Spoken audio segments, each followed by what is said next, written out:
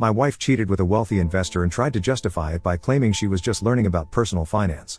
I never thought I'd be sharing this on Reddit, but I need to get this off my chest. My world has been turned upside down, and I don't know who else to turn to for advice and support.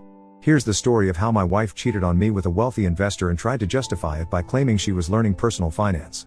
Let me start from the beginning. My wife, 36F, and I, 39M, have been together for 7 years, married for 5. We've had our ups and downs, like any couple, but I thought we had a strong foundation built on trust and love. We both had regular jobs, and while we weren't rich, we were comfortable and happy. About a year ago, my wife, let's call her Anna, began showing an unusual interest in personal finance. She started reading books, watching YouTube videos, and even attending seminars on the topic. I was supportive of her newfound passion. I thought it was great that she wanted to improve our financial situation and secure a better future for us. To be honest, I have no idea about finance. Apart from basic investments like mutual funds, I had no idea about investing. Even for mutual funds, I just know a very superficial concept about it and nothing in detail. In fact, I don't even invest in that apart from a mandatory tax saving scheme. I'm from a marketing background with very limited exposure to finance. Even for the tax and exemption, I refer to my tax consultants as most of us do. With the new age finance influencer rising on social media, Anna also got interested in learning about it. She wanted to learn about the stock market and cryptocurrency. The stock market is something that still makes sense to me because it has been in the market forever, but crypto is way beyond my understanding. Initially, I did join Anna for a few virtual seminars, but the concept was just so alien to me. All these were going fine until she began spending more and more time with a wealthy investor she had met at one of these seminars, let's call him D. She claimed that D was a mentor who was teaching her the ins and outs of investing and wealth building. The mentoring concept is on the rise in America. Every other person these days claims to be a mentor. She also eventually stopped contributing money for the household expenses. She said she was investing money in our future, so I should not crib about it. I let her do so because I trusted her. I single-handedly managed all the household bills. I didn't think much of it, initially, but as weeks turned into months, their relationship started to raise some serious red flags. Anna began spending an excessive amount of time with D, often late into the night. Her reason was that she was having a day job, so evening was the only time she could spare for her passion. When I expressed my displeasure, she got defensive and belittled me for my limited understanding of investment. She mocked me, saying that one day she will make us rich, and then I will regret not supporting her. I was supporting her by all means. She wanted me not to question her wherever she went, whenever she returned, whatever she did. I tried not interfering as much as I could, but when she was clearly displaying a red flag, I had to be alert. She also started dressing differently, more provocatively, but I didn't bring up the topic. I had never commented on her choice of clothes before, so this time, as well, I kept quiet. But she began neglecting our relationship, so I confronted her about my concerns. As usual, she brushed them off, saying she was doing this to secure our future. So, I should be supportive and not judgmental. Slowly, I started being cold to her because I was done heavy lifting the relationship alone. I thought she would notice the change in my attitude, but she didn't. She was too busy learning the investment game that she forgot I existed. We were no more than housemates and barely spoke unless it was something important. We didn't even get to see each other often, though living in the same house. After her day job, she was out for her seminar or for her mentorship class. One evening, I was passing by the seminar hall where her mentor, D, used to conduct the supposed finance class. Something urged me to go inside and check out the seminar. When I went in, I saw there was a very different event going on. I asked the security staff about D's company's seminar and if it happened every day. He told me it doesn't happen regularly, and the last seminar happened months ago. When I came out, I saw a few young men wearing t-shirts with the name of the finance influencer. I approached them and got to know that they were pitching everyone to join the finance masterclass. I took all the details from them. The seminar was conducted by the influencer himself every 2 to 3 months, but the mentorship classes were taken by mentors like D in cafes.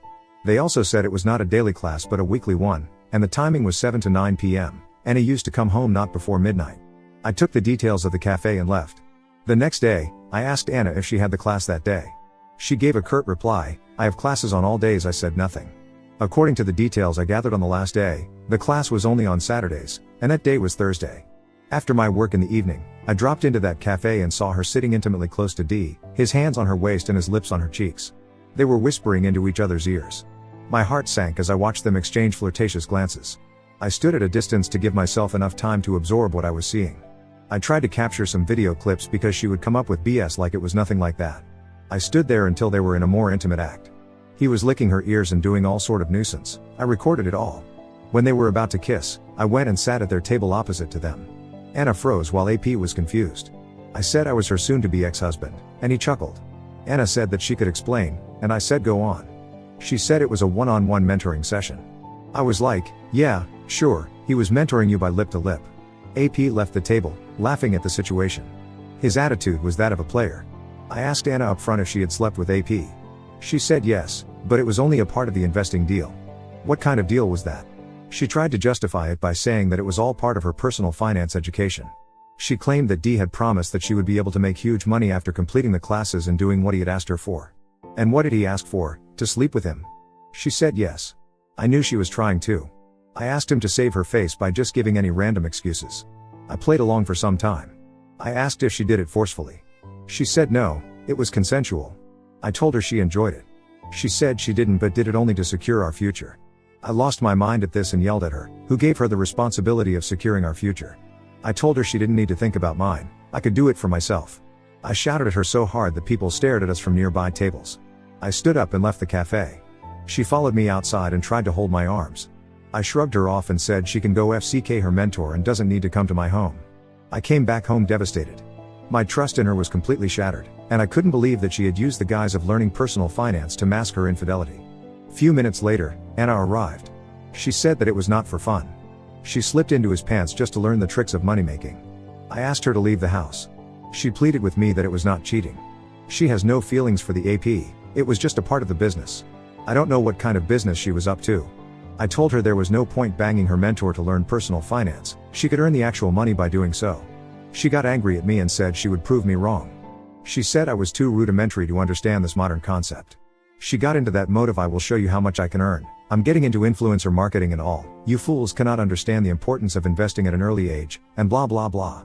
She also told me that I'd retire with no money and just the state pension while she would be a billionaire by then, and then I would regret this mistake. I told her she could do whatever she wanted but not while with me. She packed her stuff and left. 2 days later, on Saturday, she came back. I was lying on the couch surfing something. She looked at me and said, "No, I'm not here to plead with you or say sorry. I'm going to take my remaining stuff." I didn't respond. She took everything and drove off. She was clearly unremorseful of her actions. She chose her cheatings over our relationship. I'm in talks with my lawyer to serve her the divorce papers. I'm hoping it doesn't get dragged. We don't have any substantial wealth to fight about, so I'm guessing it should be smooth. But let's see. We'll update once all these are over. Update 1. Thanks for all the support and advice, Reddit. I just wanted to have a quick update about my divorce. Nothing much has happened apart from the divorce, so it would be a short update. A lot of people commented that Anna was not even close to learning personal finance. It seemed more like a scam than an investment.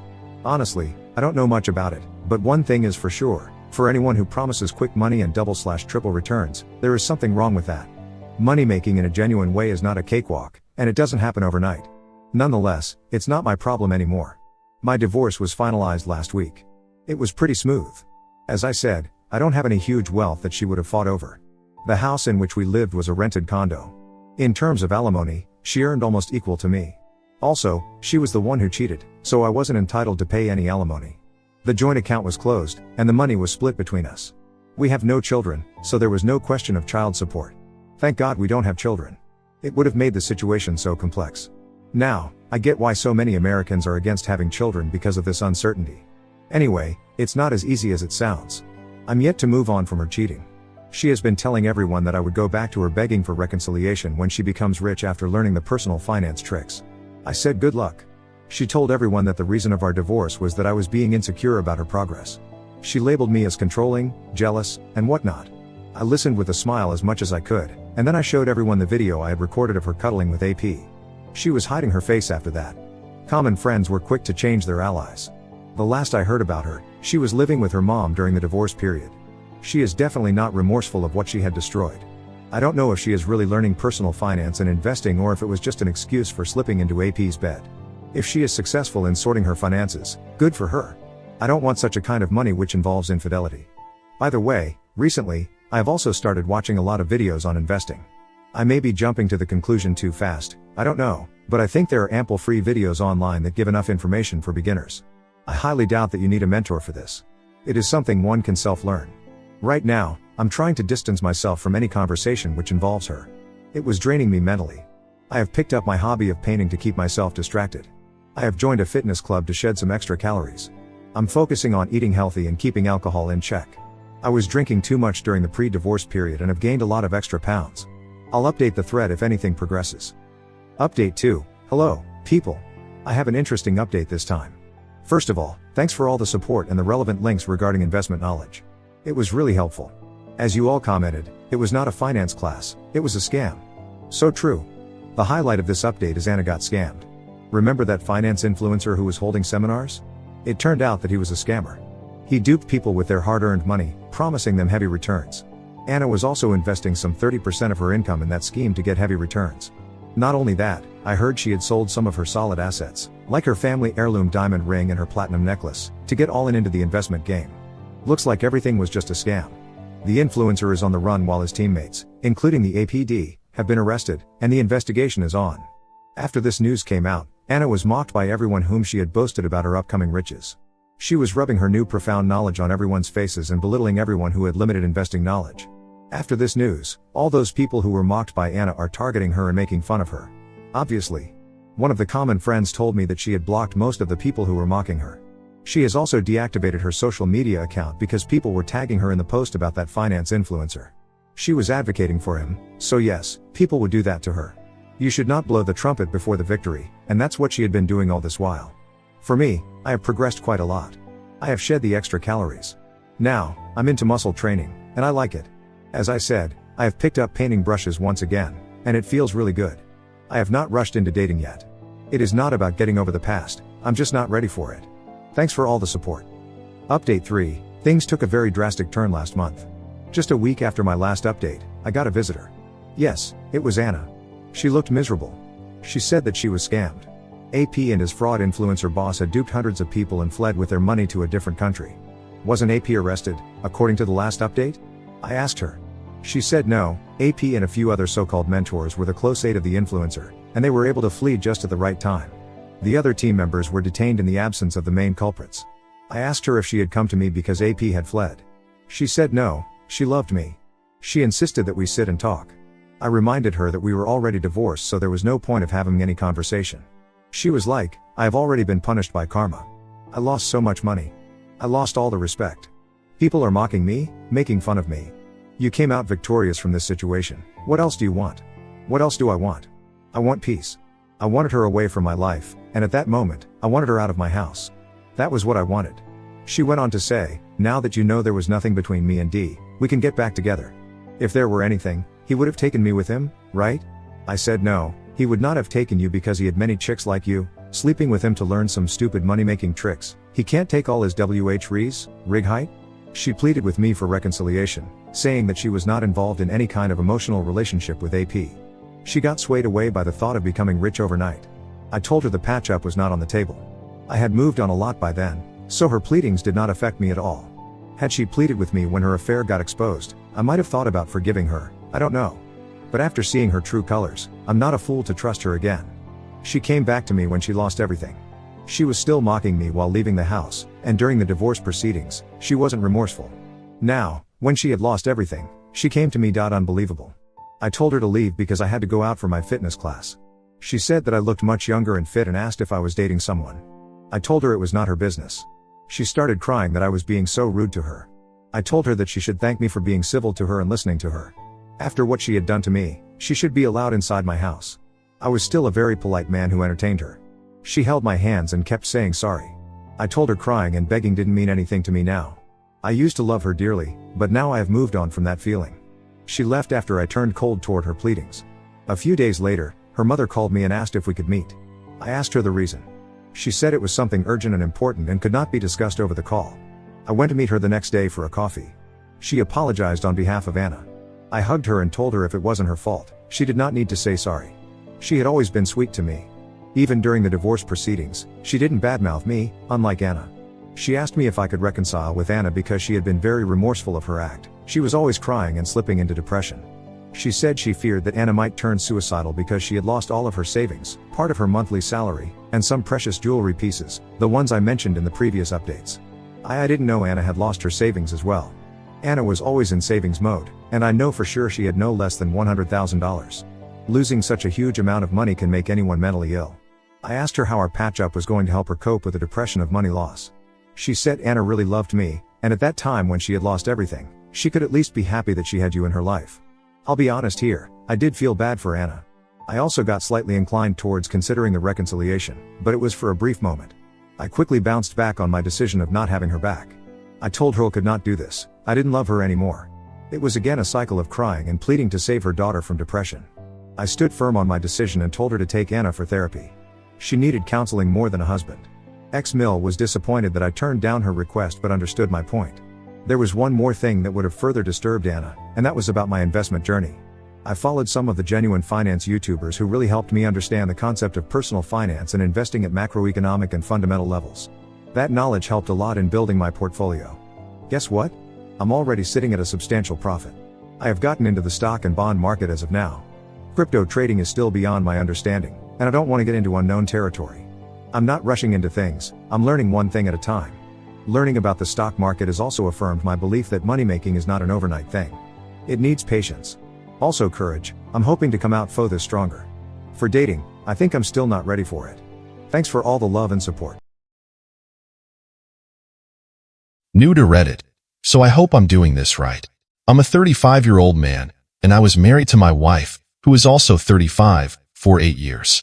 5 years ago, I left her. We are child-free by choice, her choice. I had always said we had a good relationship and marriage, but looking back, I see that it was only good for her. Here is my story. I've always been the nerdy type, smart, good grades, but never popular. I come from a very well-off family due to my grandparents' inheritance and some smart investments my parents made. I did not have to go to college or work and could still have a comfortable life, but I loved what I did. I met my wife during my first year in college. She was in my class and was looking for a tutor. She was a scholarship kid. We spent more and more time together, but never on the weekends. I wasn't the outgoing type, and she would still go out on the weekends. After a while, we started going on dates, and after I graduated, we got married. Looking back, she started making decisions for us as soon as we got together. My wife worked the first half of our marriage, but when her company downsized, she got laid off. She became a stay-at-home wife who was not at home that much. She had friends she took trips with, had a lot of lunches and dinners with her friends, and basically spent my money on her well-off lifestyle. While I remember our love life being passionate in the beginning, it's just that, a memory. When I was 29, I was involved in a car crash. They say a drunk driver totaled my car, but I still have no memory of that day. I was in a coma for 2 weeks. After waking up, I had to learn to do a lot of things again. After 4 months, I went back to work. When I came back home, my wife put me in the spare room. She said it had been like that for a while because I was snoring. I kept my mouth shut, but I knew that this was new. The accident somehow gave me clarity of mind. I could see that the marriage had been over for a while, but I still wanted to see if I could save it. Everything I tried failed. What sealed the deal for me was my 30th birthday. I came home, and she was not there. She was having a spa day with her friend. I ordered takeout, watched a movie, and made a decision. I wanted out. The next morning, I had my lawyer start drafting divorce papers. I stopped engaging with her unless absolutely necessary. Slowly, I started selling anything that had any emotional value to me. I left all her stuff for her. I bought a new car and left it at a parking garage not too far from our home. 1 month later, all I had left were my clothes, a couple of laptops, a projector, and a portable screen. Everything I needed to work from the road. I did not quit my job. I arranged for it to be completely remote. 2 months after my birthday, I stayed while my wife was at yet another lunch with her girls.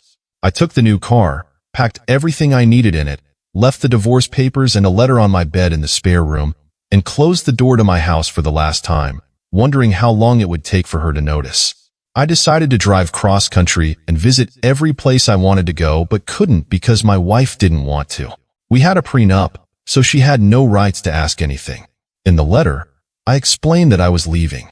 I told her I would leave her the house and the car and would pay her some money every month for exactly a year. After that, she was on her own.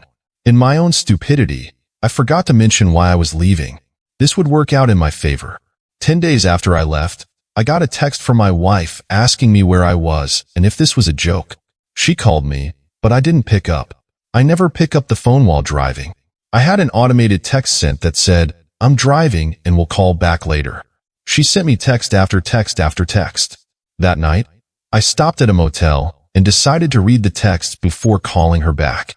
First, she was asking if this was a joke, then asking when I would come back, then begging me to come back, not knowing why I left. And then she said something. She was sorry and didn't mean anything, and she would cut him off. She was having an affair, something I never suspected. I called her cell phone, and she was at her parents'. I learned this tactic from TV. She started yelling at me, and I hung up. I waited 1 minute and called back. She started yelling again, and I hung up again. I waited 2 minutes and called back again. This time, she wasn't yelling, and I started talking. I told her that she was going to let me talk first, and after I said what I needed to say, then she could ask questions. I told her why I left. We were married but living like roommates, not even roommates because they at least acknowledge each other. I didn't remember the last time we had a conversation, the last time we did something together, or the last time we had sex, but I knew it was before the accident. I told her that for a month before leaving. I stopped talking and sold everything I had in the house, and she didn't even notice. It took her 10 days after I left before she noticed I was gone. If she had called me on the day I left, I would have turned around immediately. I ended with, "Thank you for admitting to the affair. I really didn't know about that." She tried to apologize, and when she asked me to come back, I asked her why. If she could explain to me why, I would consider it. What was in it for me? What would change? She couldn't answer, so I said goodbye and told her my lawyer knows how to contact me. Then I blocked her. The next day, I bought a new phone with a new number and left the old one in the motel. 2 weeks later, I got an email from my lawyer that the divorce papers were signed. I was free. I kept my word. My lawyer already had all documents signed by me that would transfer ownership of the house and the cars to her. The bank automatically deposits a fixed amount to our shared account every month for a year. Where we are now. For the past 5 years, I have been driving across the country, working remotely. I finally had a reason to start social media. I posted online where I've been and where I'm going. I stay in a place for a couple of weeks and then drive to the next. My ex-wife started following me on Instagram a year after I left. Out of curiosity, I looked at her public posts. I'm not planning on following her back. She posted pics with her boyfriend soon after I left. To her credit, she did not badmouth me, at least not on Instagram. 2 months after I left, they apparently broke up. That was the last time I really had an update on her. I also have a sex life now. Once I put myself out there, it turned out to be easier to have casual sex. No committed relationships now. After years, I'm finally going back to my hometown. There is a reunion I want to attend. I'm staying for a month, maybe 2, and then I'm going to Canada. I have no plans of looking up my ex, but I will also not actively avoid her. If I see her, I'll see her. If I don't, I don't. Conclusion. Leaving my wife was the hardest and most liberating decision I ever made. It took her over a week to notice I was gone, which confirmed that our marriage had been over for a long time. Now, I'm living my life on my terms, exploring new places, and finally feeling free. I don't know what the future holds, but I'm excited to find out. Thanks for watching. If you enjoyed these stories, be sure to check out our other videos and leave a comment with your thoughts. Don't forget to subscribe and hit the bell so you never miss an update. See you next time on our channel, where the best Reddit stories come to life.